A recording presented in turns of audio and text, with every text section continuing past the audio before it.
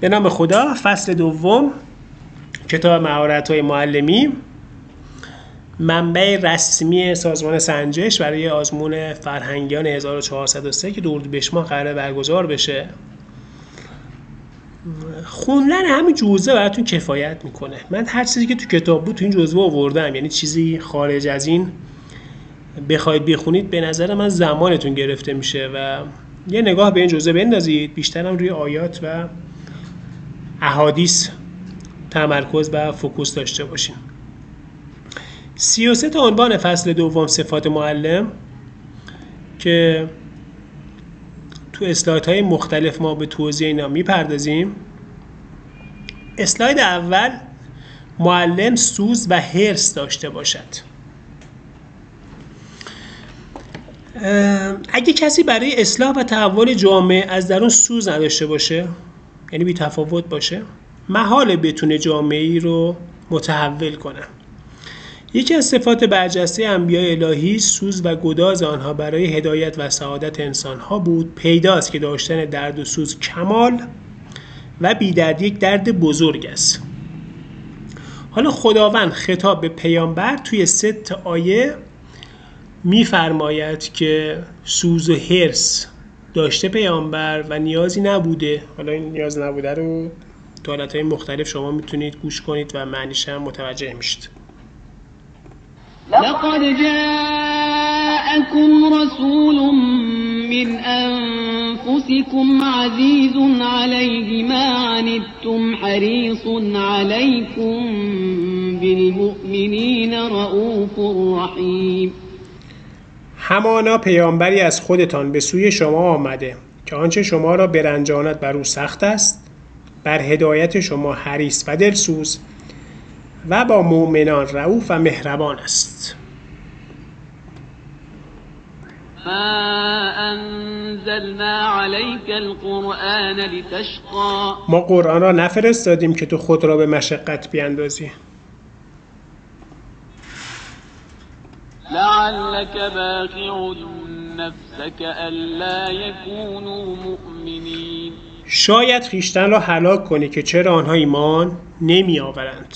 خداوند خطاب به پیامبر داره میفرمایه که پیامبر این ویژگی حرص و سوز رو داشته برای هدایت مردم. 3 صدر داشته باشه معلم.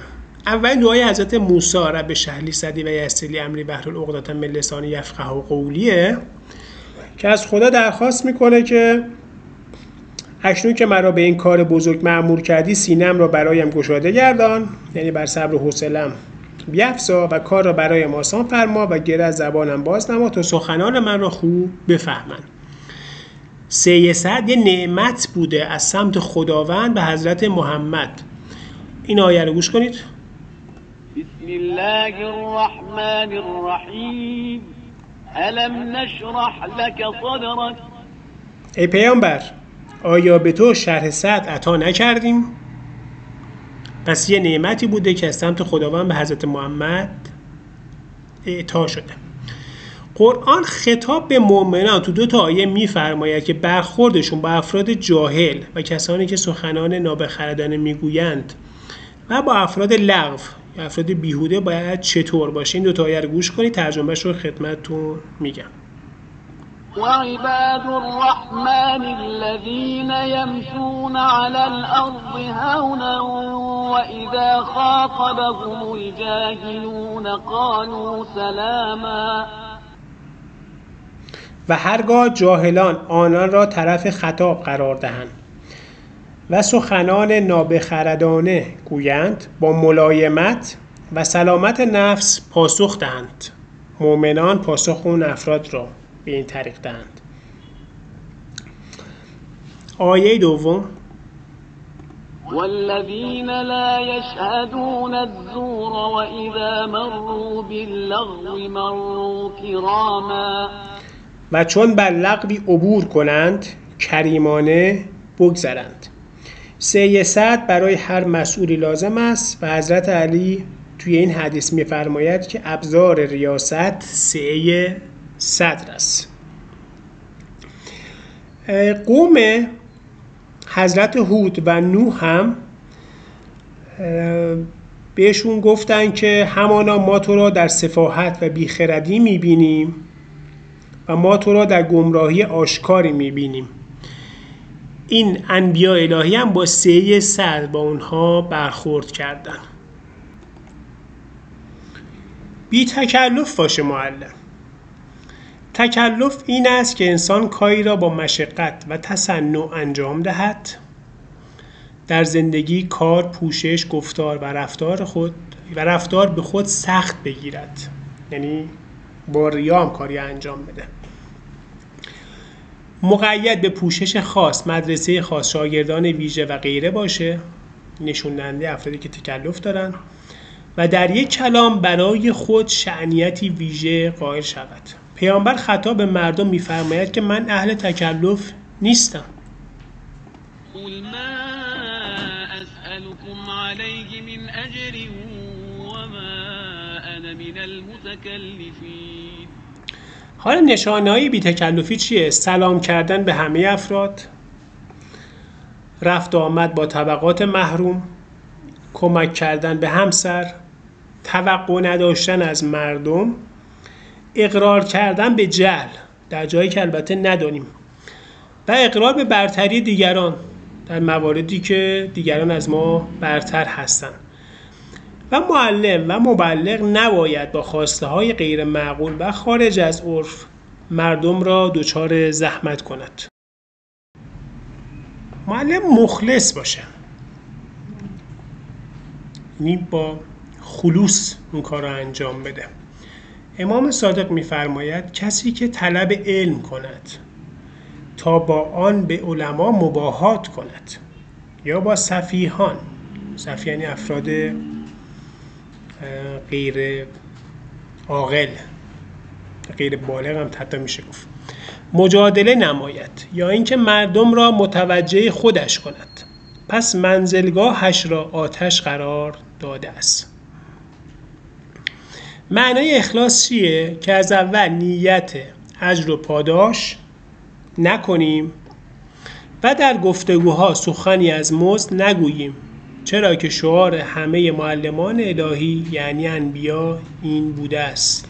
این آیه پخش میشه.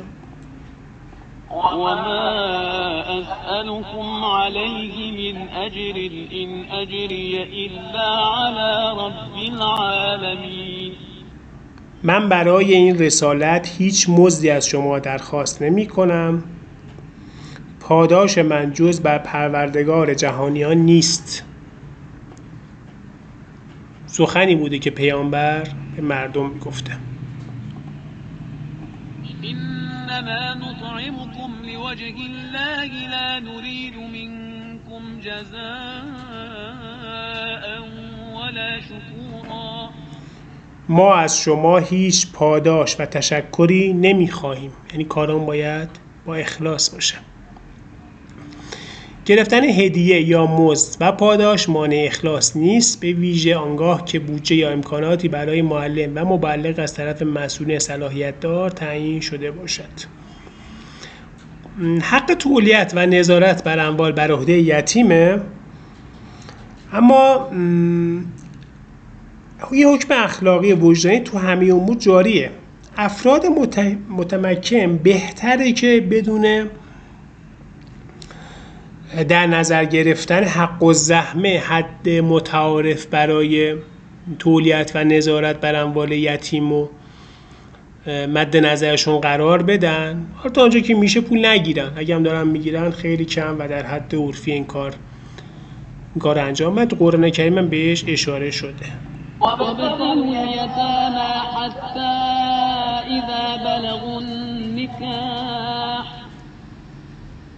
فإن آنستم منهم رشدا فادفعوا إليهم أموالهم ولا تأكلوها إسرافا وبدارا أن يكبروا ومن كان غنيا فليستعفف ومن كان فقيرا فليأكل بالمعروف فإذا دفعتم إليهم أموالهم فأشهدوا عليهم وكفى بالله حسيبا. قیم یه سرپرست حق نظارت بر اموال یتیم رو داره از لحاظ قانونی و شرعی. حالا معنی این آیه هم همینه، میگه هر قیم و سرپرستی که بی نیاز است عفت به خرج دهد و از گرفتن حق و زحمه امور یتیمان چشم بپوشد، با آنکه نیازمند است میتواند به مقدار متعارف از آن ارتزاق کند. نکات اخلاص چیه؟ حالا اگر انسان به دست این آن چشم بدوزد گرفتار می شود. اخلاص دانشگاهی است که 40 روزه فارغ التحصیل بیرون می دهد. اگر ایمان و توحید قوی باشد و بدانیم کمی و زیادی ما فقط به دست خداست. خود را فارغ التحصیل ندونه معلم. ما تو اسلام فارغ التحصیل نداریم. فتعالى الله الملك الحق ولا تعجل بالقرآن من قبل أن يقضى إليك وحيه وقل رب زدني علما. بگو پروردگار را علم مرا زیاد کن. تو حدیث هم گفته میشه که اگه روزی فرا رسد و در آن روز دانشی که مرا به خدا نزدیک کند بر من افزوده نشود، طلوع آفتاب آن روز بر من مبارک باد. ما یه سری نتایج از داستان حضرت موسی و حضرت خضر میگیریم که حضرت موسی مأمور میشه که حضرت خضر رو پیدا کنه و با اون به سفر دریایی بره تا از علوم بهره مند بشه. این نتایجی که از داستان حضرت موسی و خضر میشه گرفت. همه باید در فکر تحصیل علم باشیم، به علوم ظاهری اکتفا نکنیم، باید به سراغ معلم برویم، یعنی در جستجوی علم باشیم. تحصیل را وابسته به کلاس و درس ندانیم، تفاوت ظرفیت ها را جدی بگیریم. قرآن کریم هم گروهی که به علم خود قانع بودن توبیخ میکنه با این دو تایه و میگه خوشحال نباشید، فکر کنید سوادی دارید. فلما جاءتهم رسلهم بالبينات فرحوا بما عندهم من العلم وحاق بهم ما كانوا به يستهزئون. ذلك مبلغهم من العلم إن ربك هو أعلم بمن ضل عن سبيله وهو أعلم بمن اهتدى. داناترین مردم کسی است که علم مردم را به علم خودش اضافه کند. پیامبر اکرم می‌فرماید. اسلاید بعدی، معلم باید توفیقاتش رو از خدا بدونه. باید مراقب بود که سرگرم شدن به کتاب و درس و مقاله و پژوهش ما را از خدا غافل نکنه. تصور نکنیم که رشد علمی و توفیقات ما تنها به خاطر مطالعه و تحصیل و تدریس است، چون باعث ایجاد غرور میشه. بعضی از علوم را میتوان با تعلیم، تحصیل، تدریس، مطالعه و گفتگو کسب کرد، اما تمام علوم اینها نیستند. آیه رو گوش کنید. وكذلك يجتبيك ربك ويعلمك من تأويل الأحاديث ويتم نعمته عليك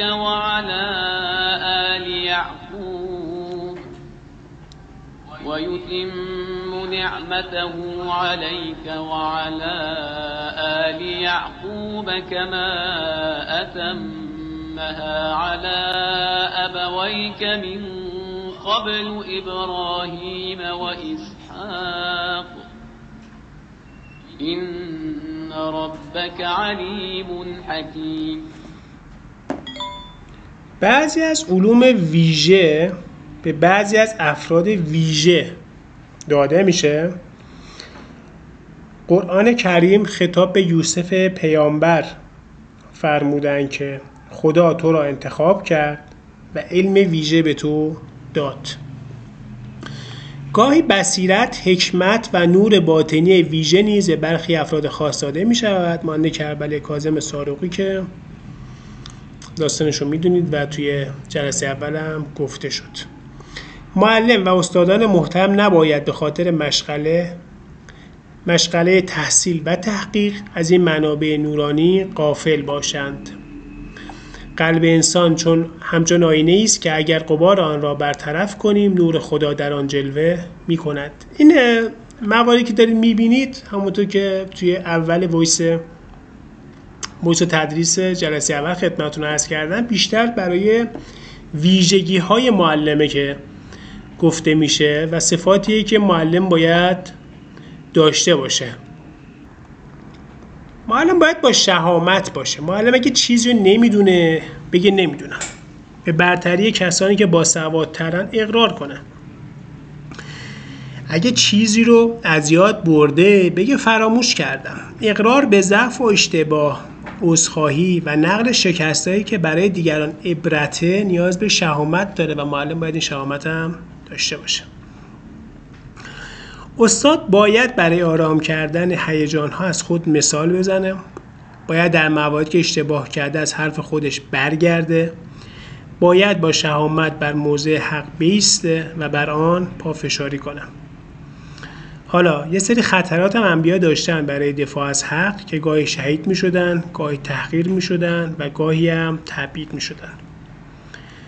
باسوادان بی شهامت امروز خودفروختگان فردا خواهند بود. باید نسل نو را آنگونه تربیت کنیم که شجاع باشند، به ارزش‌ها ایمان داشته باشند، در راه حفظ ارزش‌ها ایثار کنند و از جان و مال خود مایه بگذارند. معلم باید اعتماد به نفس داشته باشه. ما اهل منطقیم، باید به خدا اعتماد کنیم و در هیچ حادثه‌ای خود را نبازیم. برخی افراد سنت‌های سعی و منطقی خودشون رو کنار میذارن، کوچیک تصور میکنن و آداب و رسوم بی منطق دیگران ولو غلط باشه میپذیرن. جمله خودم بنده خیلی اعتقاد دارم. این نشون دهنده خودباختگیه و نباید به این حالت باشیم.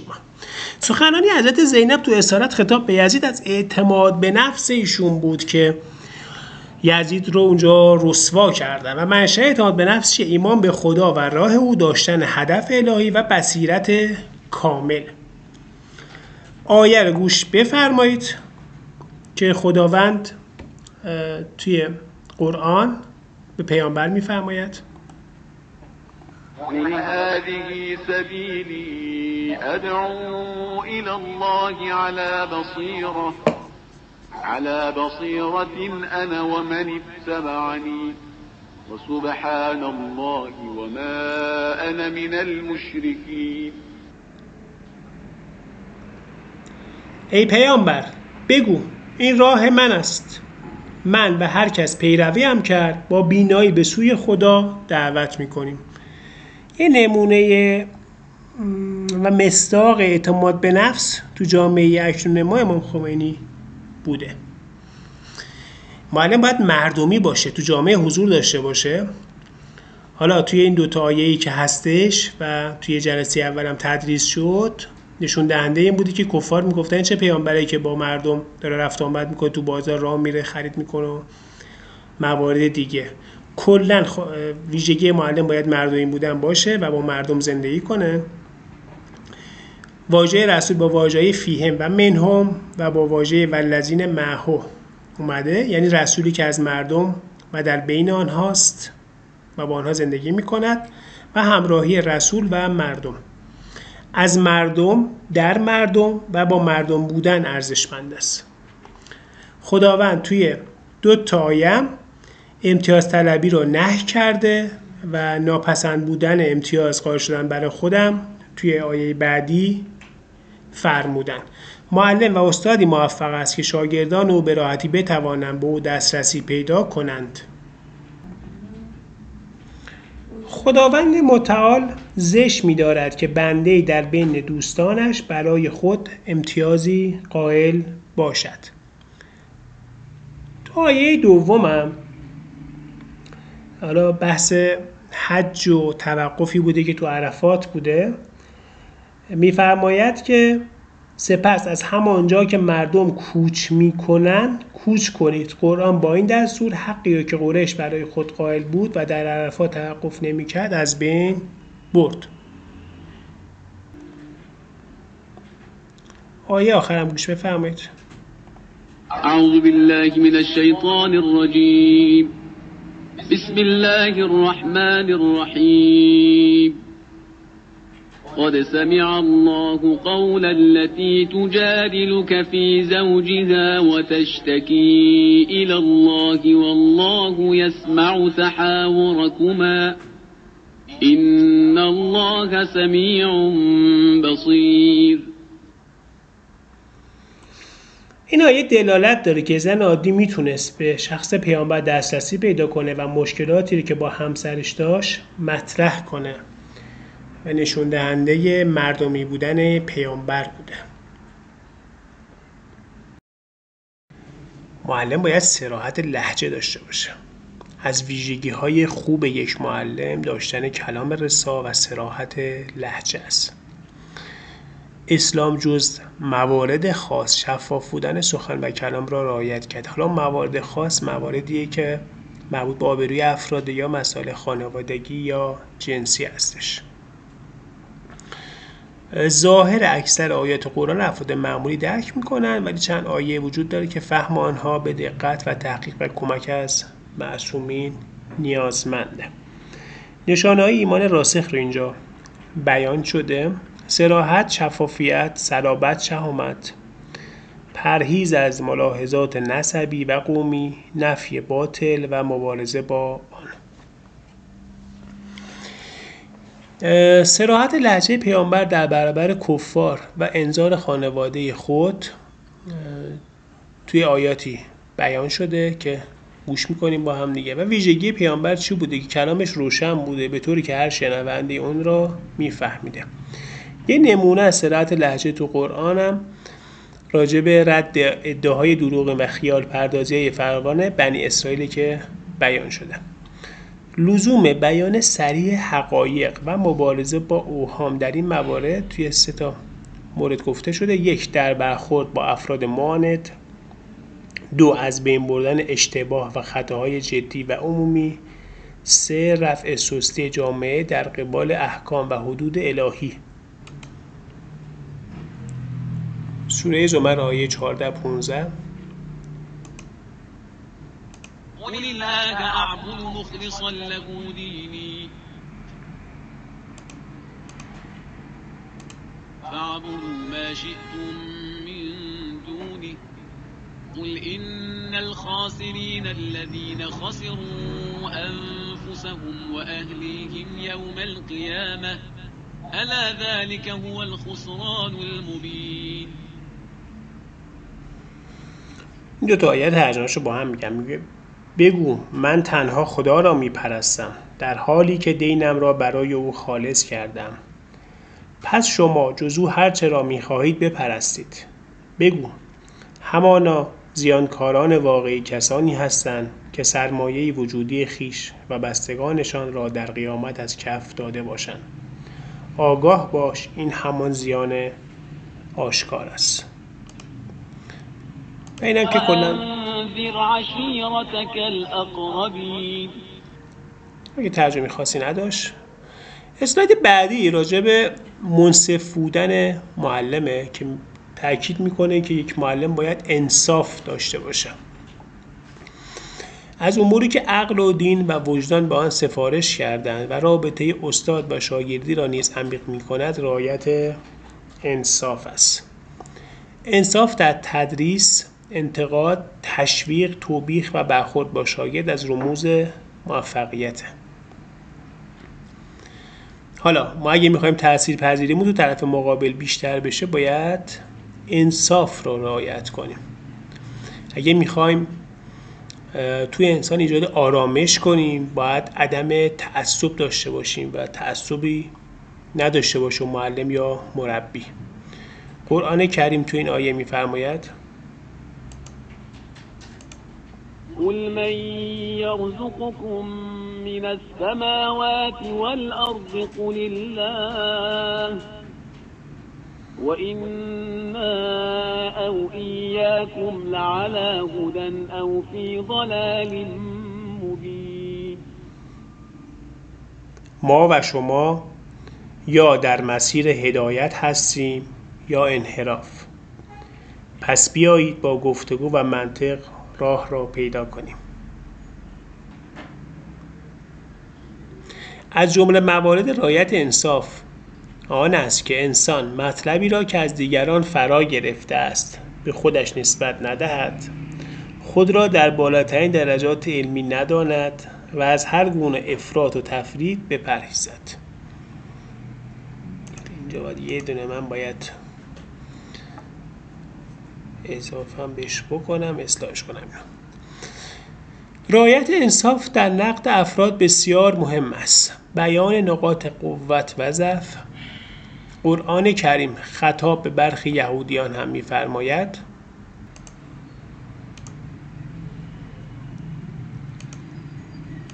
ومن أهل الكتاب من إن تأمنه بقنطار يؤديه إليك ومنهم من إن تأمنه بدينار لا يؤديه إليك إلا ما دمت عليه قائما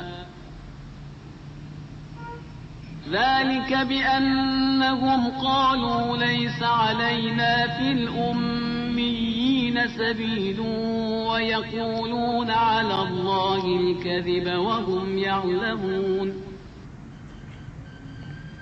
بعضی از اهل کتاب تا به آن حد درستکارند که اگر مال بسیاری را به آنها امانت دهی آن را پس می‌دهند.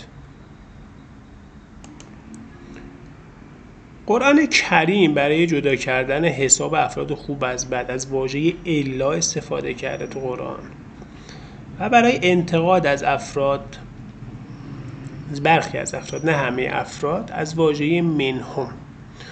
قرآن اگر از گروهی تجلیل می کند همه آنها را مشمول تجلیل نمی داند. تو این آیه هم مثالش هست، گوش بفرمایید.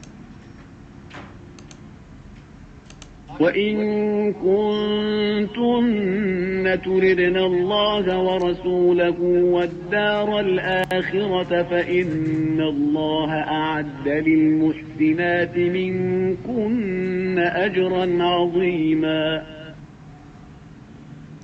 معنی این آیه اینه که همه زنان پیامبر محسن و نیکوکار نبودن و باید اون استثناها و مواد خاص هم بیان بشه و انصاف هم همینه.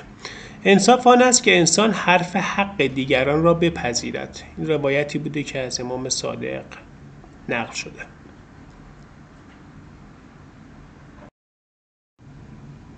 معلم باید صمیمی و با محبت باشه.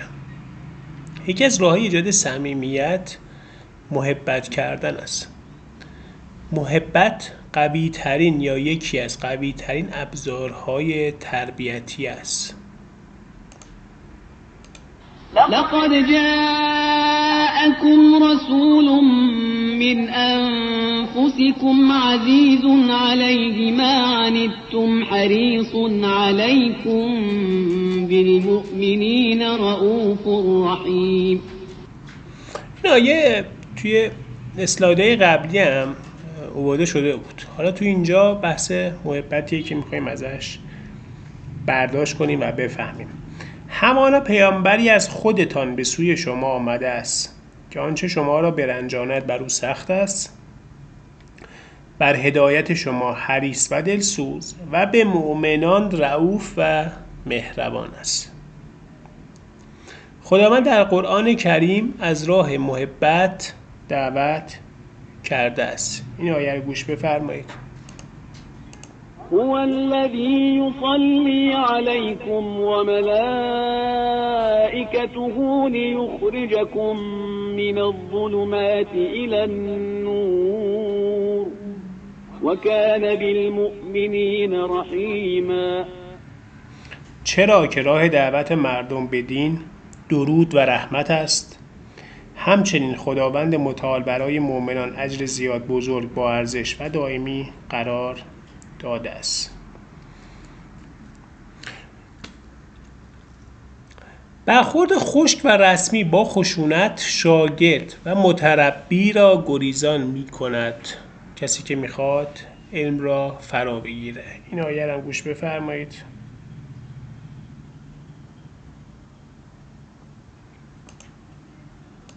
فبما رحمة من الله لنت لهم ولو كنت فظا غليظ القلب لانفضوا من حولك فاعف عنهم واستغفر لهم وشاورهم في الأمر فإذا عزمت فتوكل على الله إن الله يحب المتوكلين.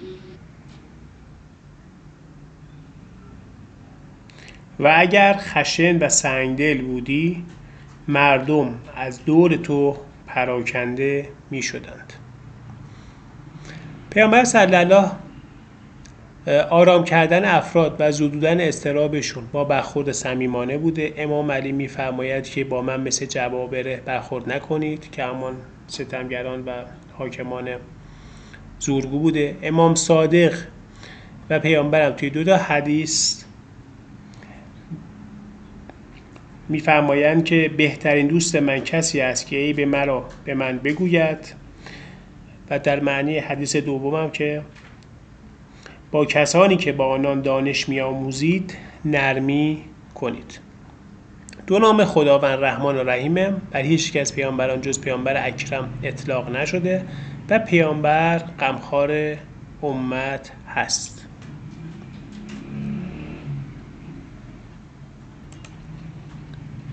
اهل هدایت و عمل باشه معلم. معلمی کردن به رشد است. یک معلم باید اول خودش رشد کند تا بتواند دیگران را رشد دهد. باید اول خودش هدایت بشه تا بتونه دیگران را هدایت کنه.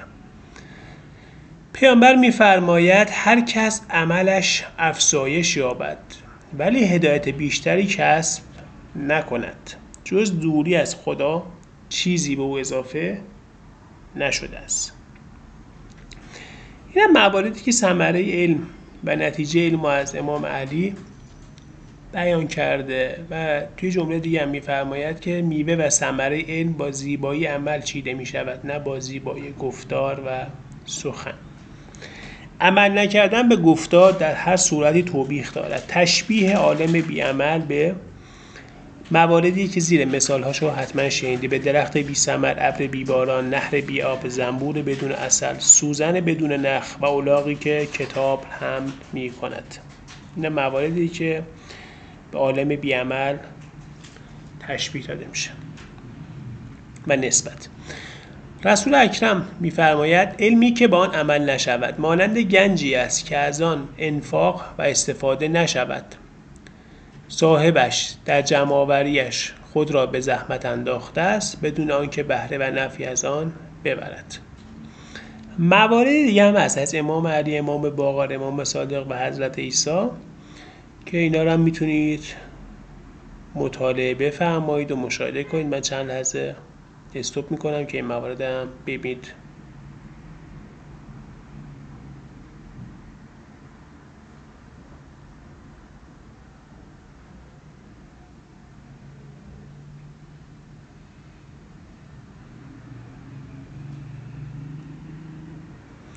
خب بریم سراغ اسلاید بعدی.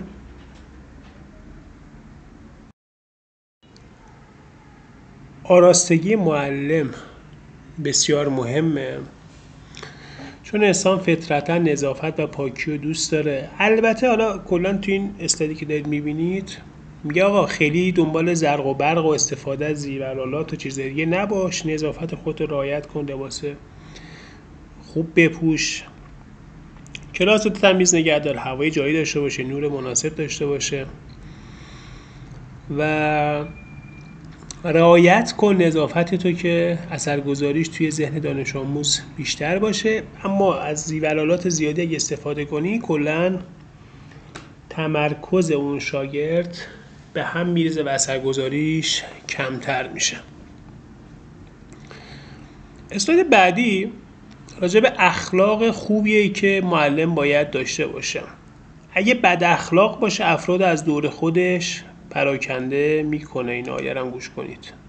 فبما رحمة من الله لنت لهم ولو كنت فظا غليظ القلب لانفضوا من حولك فاعف عنهم واستغفر لهم وشاورهم في الأمر فإذا عزمت فتوكل على الله إن الله يحب المتوكلين. و اگر خشن و سنگدل بودی مردم از دور تو پراکنده می شدن. پیامبر رحمت بوده و در مواجهه با مؤمنین رئوف و مهربان بوده. اینجا آیش هست. و اسوه اخلاق بوده. تأکید خداوند بر اخلاق، صفت اخلاق پیامبر بوده.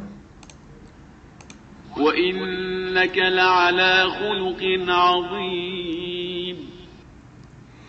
آیشه درباره اخلاق پیامبر گفته که اخلاق پیامبر تجسم قرآن بود. این اخلاق نبوی بود که توانست در کنار کتاب الهی انسانهای بزرگی تربیت نماید. انسانهای مؤمن و خدایی تا امروز و علیرغم گذشت چند قرن هنوز شیفته این اخلاق الهی هستند.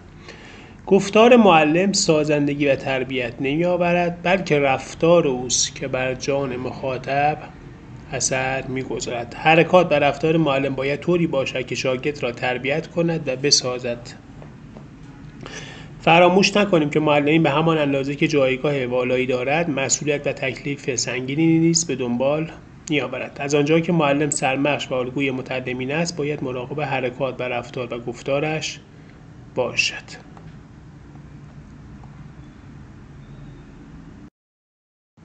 معلم باید متواضع باشد. این دو تا آیه رو گوش بفرمایید. ولا تمش في الأرض مرحا إنك لن تخرق الأرض ولن تبلغ الجبال طولا فاخفض جناحك لمن اتبعك من المؤمنين. برای فروتنی معلم آیاتی هم هست توی قرآن، حالا ترجمه این دوتا رو خدمتتون میگم. میگه ای انسان هرگز در زمین با کبر و غرور راه مرو که هر قدر پا را محکم به زمین بکوبی نمیتوانی آن را بشکافی و هرچه گردن برافرازی به بلندی کوهها نخواهی رسید.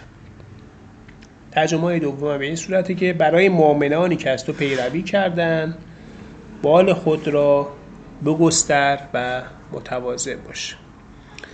حضرت پیامبر و حضرت عیسی از تواضعشون توی این اسلاید گفته شده. حالا پیامبر کلا بالای مجلس نمیشسته، امتیاز برتری نسبت به بقیه نداشته، جلساتش دایره وای بوده. حضرت عیسی هم که خودش بالا طی حاجت خاصی که از حواریون داشته اونا برآورده کردن بلند شده پای اونا رو شسته و فرموده که سزاوارترین مردم به خدمت عالم آنهاست. پس یک معلم باید متواضع و فروتن باشه، سابقه نیک داشته باشد. تو موفقیت برای هر کاری از جمله تبلیغ و تدریس و تربیت داشتن سابقه نیک که نقش مهمی رو داره. چه بسا کلامی که از زبان یک فرد خوشنام مؤثر اینجا باشده، چه بسا کلامی که از زبان یک فرد خوشنام مؤثر باشد اما همان کلام از زبان یک فرد ناشناس نتواند اثر بگذارد. خب ما در حقیقت از کسی که میشناسیمش و خوشنامه اثرپذیری بهتری داریم تا کسی که نمیشناسیم یا خدای نکرده شاید به بدنامی هم معروف باشه. پیامبر و مردم میفهمه که تا قبل از آوردن قرآن عمری بین شما بودم، زندگی کردم و در این حال هیچ خلافی از من سراغ ندارید.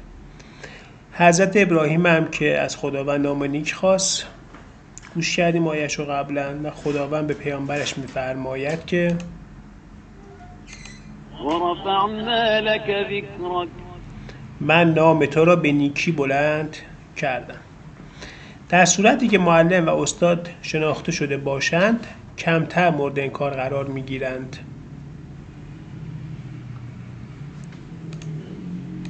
هم لم يعرفوا رسولهم فهم له منكرون. یا اینکه پیامبرانش را نشناختند و از سوابق او آگاه نیستند، پس برای همین او را انکار میکنند. کلاً گفته شده که بهتره تو جایی خدمات بدید، کار کنید که میشناسنتون، عقبه و سابقتون اونجاست، خانوادتون و خوشنامیتون بهتره و اثرگذارتره.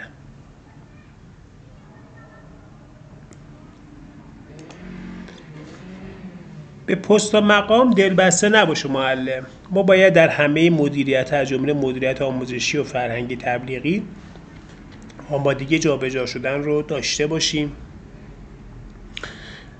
قرآن در آیه 8 سوره آل عمران می‌فرماید که خداوند از همه انبیا میثاق گرفت مبنی بر این که علی‌رغم داشتن کتاب آسمانی و حکمت آمادگی جابجایی داشته باشند.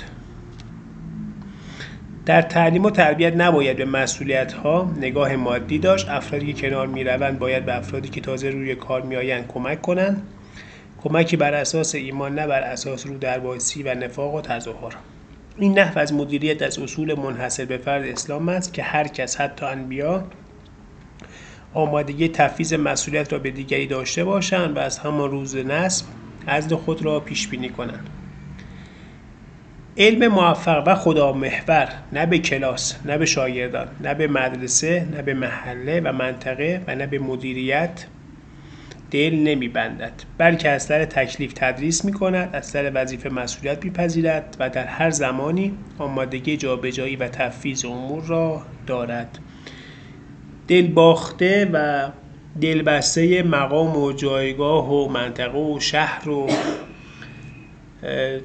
مواردی که ظاهری شاید الان برای خیلی مهمه نباشه معلم.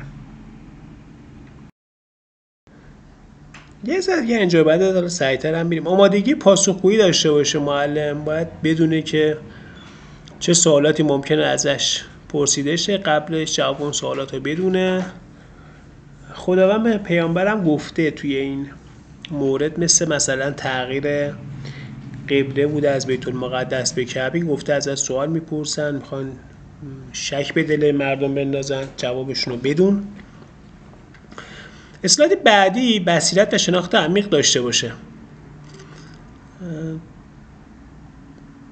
کلا چیزی که اینجا زیاد گفته شده داخلش خیلی ربطی به عنوان زیاد نداره، اما ما میگیم دیگه. قرآن کریم مشرکان برای عبادت بت‌های خود هیچ علم و منطق و استدلالی ندارن، به همین دلیل کار آنها باطل است.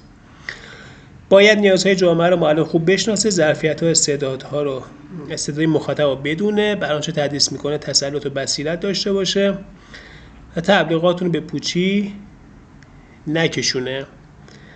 وجود علم و اطلاعات به تنهایی کافی نیست، همونجور که مثلا وجود آب به تنی رفعتش نمیکنه، بلکه باید آب سالم باشه، در ظرف بهداشتی باشه، اراده‌ای هم براش باشه.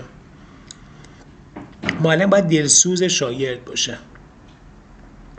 باید ارتباط بگیره با شاگرد. از مصادیق ارتباط عاطفیش این که آقا از حال هم دیگه با خبر بشیم. پیامبر اگه مدتی مسلمان را نمیدید از حالش میپرسید، اگه میشد بیماره به عیادتش میرفت، اگه میشد مسافر در حقش دعا میکرد.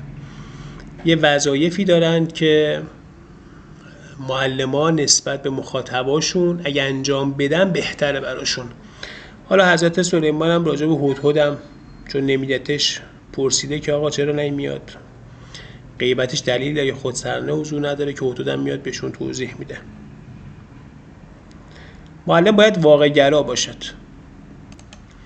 از وظایف هر مربی و استاد آن است که واقع‌گرا باشه و نسل نو را نیز واقع‌گرا تربیت کند، نه خیالگرا، نه غربگرا، نه شرقگرا، نه درونگرا، نه برونگرا، نه فردگرا و نه جمعگرا. اشکال دیروز امروز و فردای بشر هم دوری از واقع‌گرایی، تکیه بر موهومات، خیالات، تبلیغات، عناوین، آمار و زرق و برق است. ویژگی افراد خیالگرا چیه؟ عده‌ای که تن به کار نمی‌دهند، زیر بار مسئولیت نمی‌روند، پیشرفت‌های کشور خود رو نمی‌بینن، فقط زبان به متن کشورهای غربی می‌گشایند و غیره. مثالای چیزیه که برداشت ایشون هست و گفته میشه.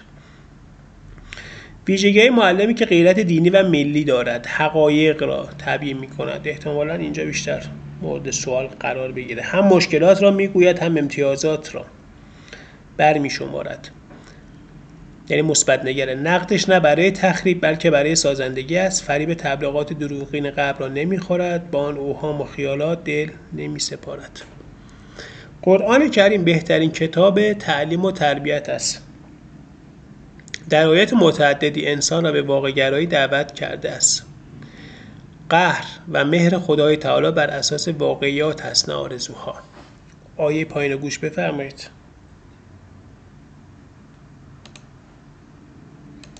ليس بأمانيكم ولا أماني أهل الكتاب من يعمل سوءا يجز به ولا يجد له من دون الله وليا ولا نصيرا.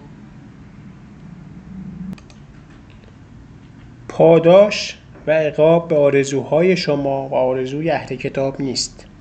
هر که بدی کند بدان کیفر داده می شود و جز خدا برای خیش سرپرست و یاوری نیابد.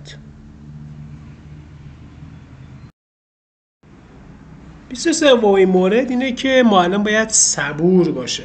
داشتن صبر و پایداری رمز موفقیت هر کاری است، به ویژه در تعلیم و تربیت و مسائل فرهنگی.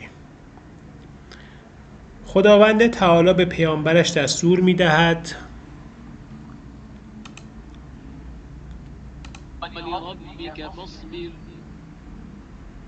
همچنین برای مسائل فرهنگی و تربیتی مثل نماز به صورت ویژه به صبر سفارش می‌کند. وأمر أهلك بالصلاة واصطبر عليها لا نسألك رزقا نحن نرزقك والعاقبة للتقوى. اهل خود را به نماز فرمان ده و بر آن پایداری کن. کلا نتایج صبر معلم چیه؟ تضمین موفقیت معلم در عرصه تعلیم و تربیت، به دانش‌پژوهانش نیز درس صبوری و استقامت می‌دهد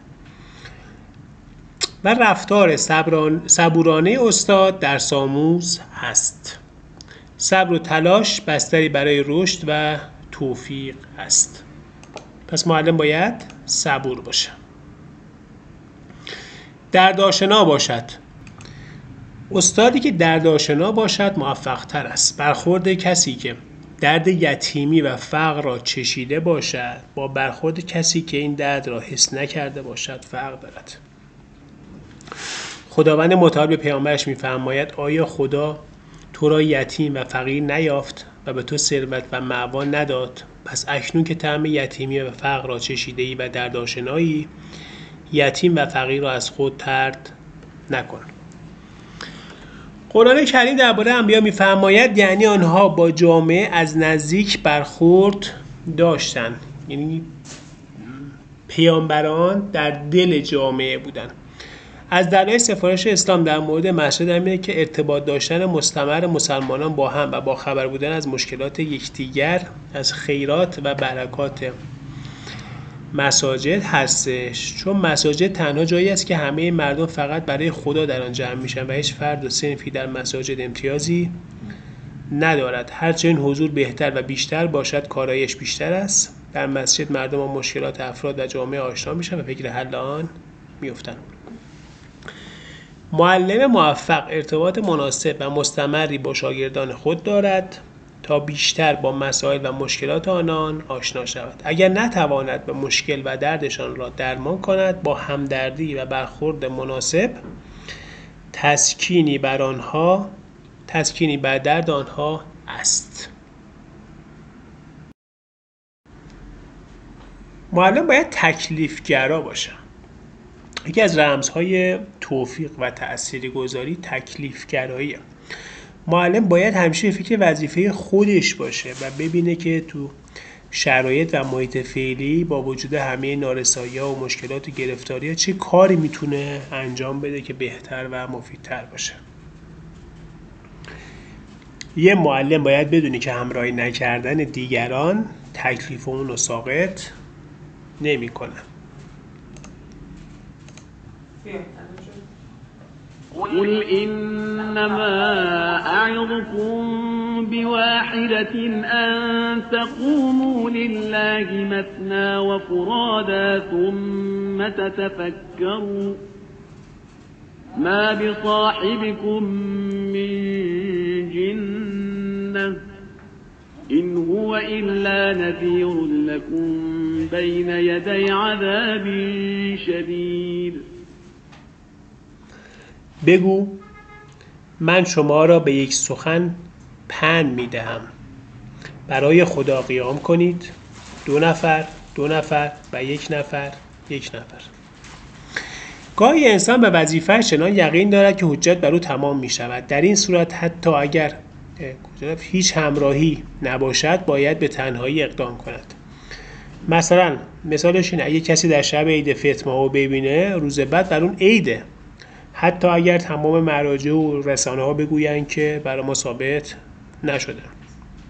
آیت الله سعدی هم گفته که ثواب آموزش دین به روستاییان بیش از زیارت امام رضا در این شب جمعه است. کی؟ لیلة الرغائب. معلم باید با ظرفیت باشه. ظرفیت انسان باید با زیاد شدن علم بیشتر بشه. افرادی که روح کوچیکی دارن با کسب کمترین تحصیلات برای خود و دیگران دردسر ایجاد میکنن. فتعالى الله الملك الحق ولا تعجل بالقرآن من قبل أن يقضى إليك وحيه وقل رب زدني علما. میفرماید بگو پروردگارا علم مرا زیاد کن. هرچه معلومات و جایگاه علمی و مدرک انسان بالا می رود باید ظرفیت روحی و درونی توسعه پیدا کند. اگر انسان ظرفیت نداشته باشد یا ثروت او را مغرور می کند یا قدرت او را مغرور می کند یا علم جا ثروت جا افتاده بود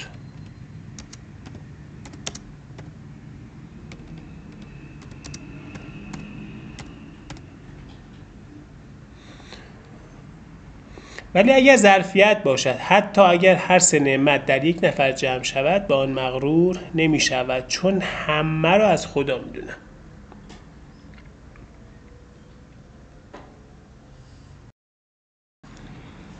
معلم باید منضبط باشه، چون خلق و آفرینش انسان و جهان بر اساس نظم بوده. مهمترین راه خداشناسی هم مشاهده نظم موجود توی عالمه. معلم با نظم خود به دیگران نیز درس نظم میده. حضور به موقع تو کلاس، اتمام به موقع درسی و سخنرانی، رعایت سیر مباحث و عدم تشدد در ارائه مباحث، جلب توجه مخاطبان و ایجاد جاذبه برای آنها از کارهایی که معلم باید انجام بده و نظم خودش و کلاس رو حفظ کنن. مثال‌هاش هم زیاده. توی حج موارد نظم گفته شده، توی نماز گفته شده. واژه صف، این شاید نکته آزمونی هم باشه، که به معنای نظم و انضباط است، 7 بار در قرآن آمده است. عزم قوی داشته باشه. داشتن عزم در 3 آیه از قرآن کریم که کلید موفقیت بیان شده. در هر 3 آیه صبر نشانه عزم دانسته شده است. یا آقا شرایط مختلف تو افراد ماهر جوهردار مصمم با عزم و اراده خیلی تاثیر نداره، تو هر شرایطی شما میتونی کارتو انجام بدی. مثلا اگه آب دریا شور یا شیرین باشه فرقی نمیکنه، چون تو میخوای تو هر دوش ماهیگیری کنی. اگه ناخدا باشی تو هر دو تا آب میتونی کشتیرانی کنی. اگه غواص باشی میتونی از هر دو دریا غنیمت به دست بیاری. پس امکانات و تسهیلات تو پیشرفت تأثیر داره، اما مهمتر از همشون عزم و اراده است و شکستن لحظه‌ای هم نباید باعث ناامیدی ما بشه، چون شکست ابدی نیست.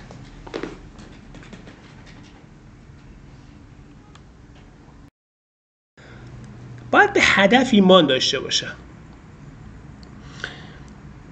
ایمان داشتن به هدف انسان قدرتمندتر میکنه. هیچ چیزی نمیتونه انسانی رو که به هدف و راه خود مؤمن و علاقه‌منده دل سرد کنه. قرآن در ستایش پیغمبر اکرم میفرماید: آمن الرسول بما انزل الیه من ربه پیامبر به وحی که به او میشد ایمان داشت. مشرکا میان به پیامبر پیشنهاد میدن که اگه همسر یا ثروت میخوای ما به تو میدیم، به شرط اینکه دست از ادعای پیامبری خودت برداری.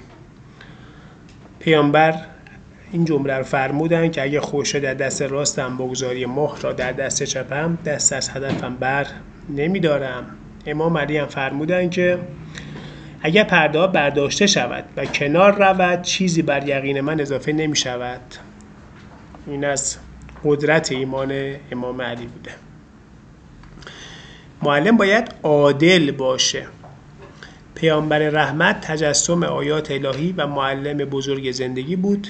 نیاز دلها را با گفتار و رفتار عادلانه اش جذب می‌نمود. امام صادق در رابطه با این خصوصیت پیامبر فرمودن که رسول خدا نگاهشون رو به طور مساوی بین اصحاب خود تقسیم می‌کردن و گاهی به این نگاه می‌کردن و گاهی به آن. از عدالت رسول خدا بوده. حالا خداوند خطاب به حضرت نوح فرمودن: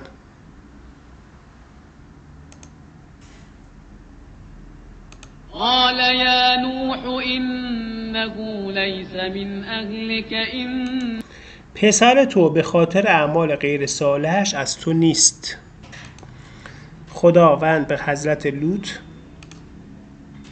فانجیناه و اهله الا امرأته كانت من الغابرین ما همسر تو را از قهر خود نجات نمی دهیم. و خداوند خطاب به عموی پیامبر با تندترین کلمات: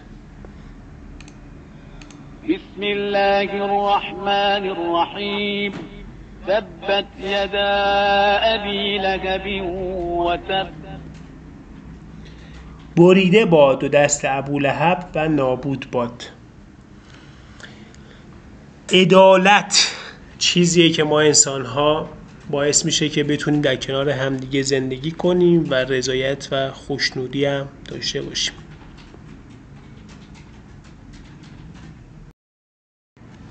معلم حامی محرومان باشه. بین شاگرداش سر کلاسش اگه محروم و مستضعفی هست ازش حمایت کنه. بیشتر یاران و پیروان رسول الهی در طول تاریخ مستضعفان و محرومان بودن و کافران همیشه سعی کردن که این افراد از پیامبران دور کنن و اونا رو بی ارزش و بی شخصیت و بی مقدار معرفی کنن، ولی رسولان جواب رد به اونا میدادن و برای اونا ارزش و احترام زیادی قائل بودن. پس معلم باید حمایت کنه از محرومان و مستضعفان که یکی از کمالات بزرگ یک مربی و معلم هستش. اسناد یه دونه با آخر از فصل دوم. معلم باید توکل داشته باشه. باید برای یک سری امور غیر قابل پیش بینی توکل داشته باشه، از خدا غافل نشه. چه بسا استاد شاگرد نهایت کوشش خود را میکنند، اما در جلسه درس یا امتحان آموخته هایشون از ذهنشون میره، یا بالعکس نکاتی به ذهن معلم میرسه که اصلا با آنها فکر نکرده بود و دانش آموز مسئله مهمی را در جلسه امتحان حل میکنه که از حل آن عاجز بوده است. خداوند خطاب به پیامبر میفرماید اگرچه تو تبلیغ دین میکنی، اما هدایت به دست ماست. إنك لا تهدي من أحببت ولكن الله يهدي من يشاء وهو أعلم بالمهتدين.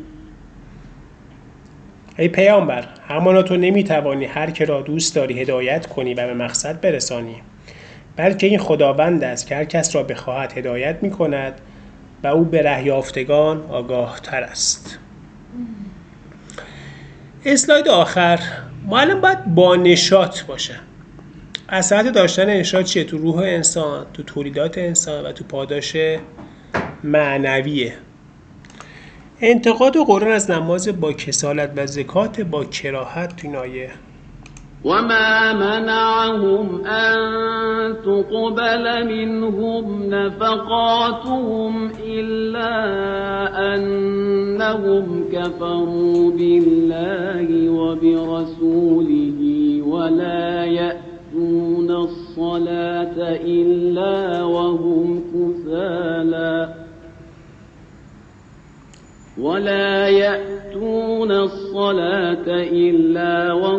كسالى ولا ينفقون إلا وهم كارهون.